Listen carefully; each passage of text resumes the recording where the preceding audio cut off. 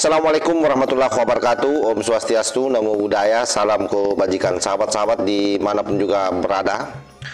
Akhirnya kelakuan Panci bersama dengan Refdy Harun dan Tipa betul-betul menjadi bumerang buat dirinya. Bayangkan para tokoh sudah mulai memberikan kecaman terhadap perilaku yang dianggap tidak beradab, bahkan sampai netizen pun juga ikut memberikan kecaman terhadap apa yang dilakukan oleh Panci CS.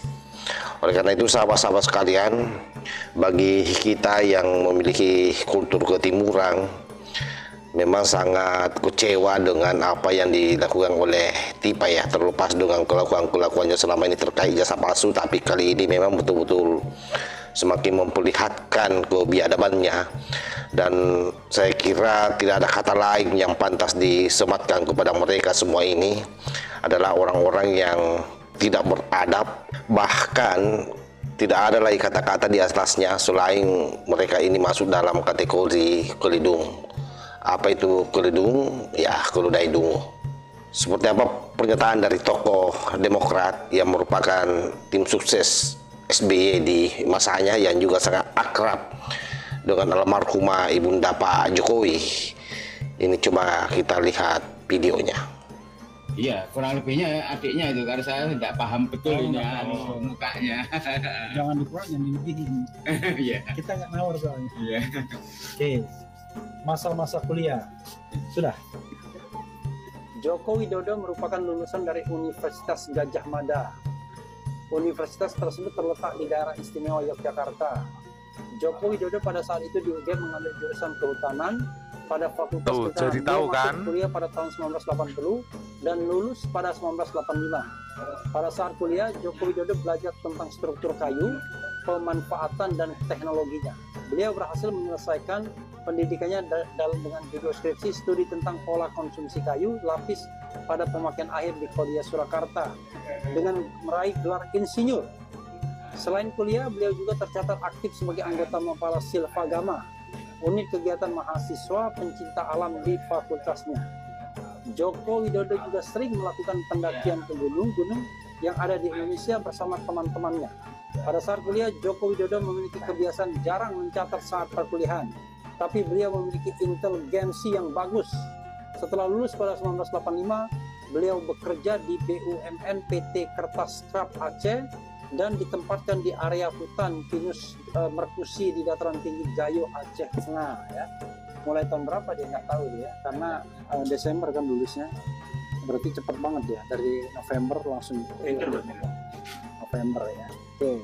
Tak datang ke makam tanpa adab gitu. Kita nggak dengar tuh dia mengucapkan salam, assalamualaikum ya ahlal kubur.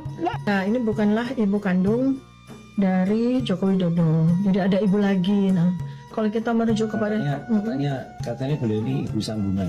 Ibu sambung. Nah, ibu sambung itu berarti kurang panjang.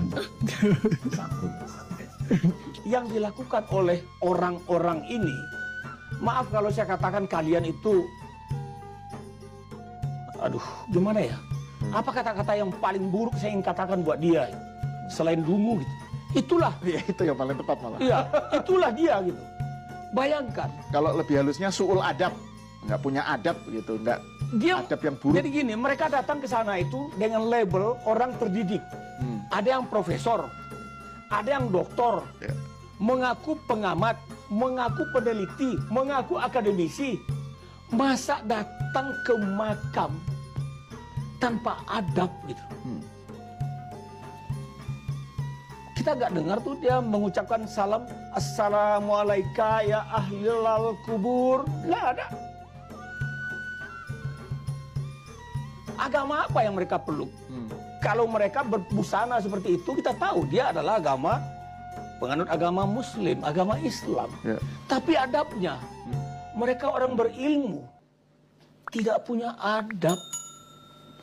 Saya sebetulnya masih normatif aja memandang-mandang mereka, tapi ketika kemarin saya lihat kunjungan mereka ke makam Ibu Suciatmi tanpa adab itu, dia itu watak dan perilakunya bermigrasi.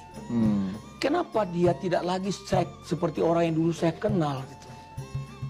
Orang yang punya watak baik, orang yang punya jiwa halus, khasnya orang Jogja, orang terdidik intelektual. Sekarang cobalah kita tanya, cobalah kita lihat. Tanya semua orang nih, kalau manusia tidak punya adab datang ke kuburan, walaupun dia seorang terdidik intelek, bagaimana manusianya itu? Saya nggak perlu disclaimer tentang hal begini. Saya marah itu ketika dia mendatangi makam ibu, nggak usah manggil ibunda, Ibunda Hajah Suciatmi Notomiarto. Saya setiap ke Solo, saya pasti ke Mundu.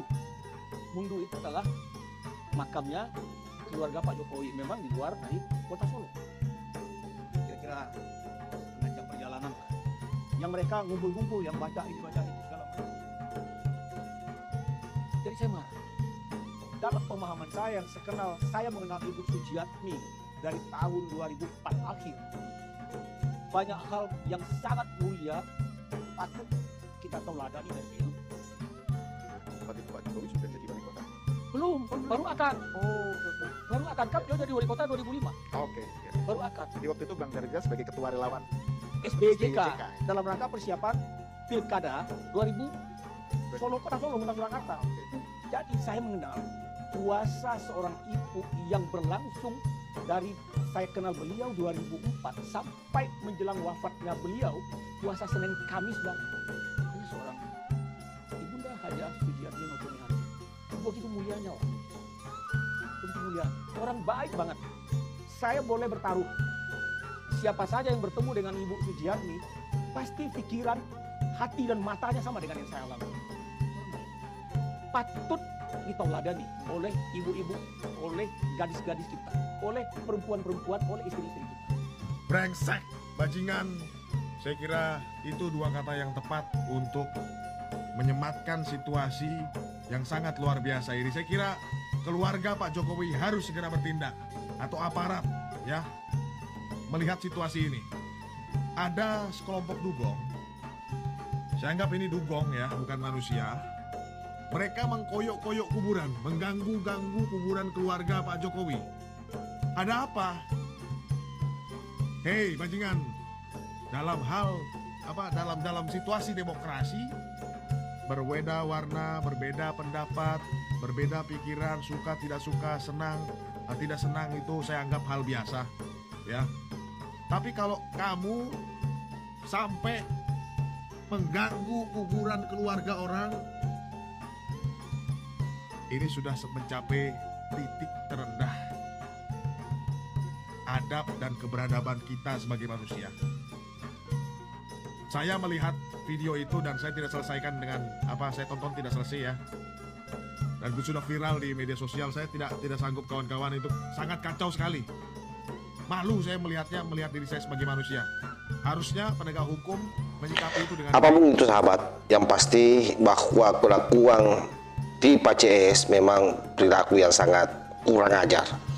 Dan sekali lagi saya hanya berharap di ujung video ini agar Polda Metro Jaya betul-betul melakukan tugasnya dengan baik. Jangan sampai para penyidik ini ada yang bekerja untuk panci dengan tim Pak CS ini sehingga diam-diam melindungi mereka, karena sampai hari ini apa yang terjadi di Polda Metro Jaya kita belum tahu seperti apa progresnya, yang seharusnya kan sudah ditersangkakan.